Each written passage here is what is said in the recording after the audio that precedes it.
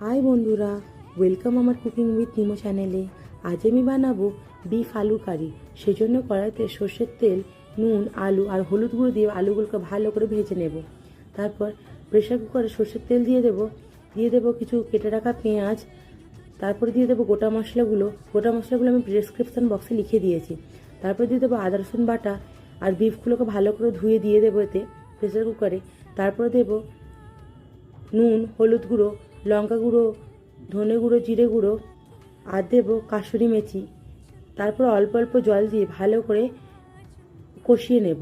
কষা হয়ে গেলে জল দিয়ে প্রেসার কুকারে ঢাকনা লাগিয়ে দেবো। 4-5টা সিটি হয়ে গেলে খুলে নেব, দিয়ে আবার ভালো করে কষে নেব। গন্ধটা চলে গেলে তারপরে বিরিয়ানি মশলা দিয়ে দেবো। তারপরে আলুগুলো দিয়ে জল দিয়ে প্রেসার কুকারে ঢাকনা লাগিয়ে দেবো।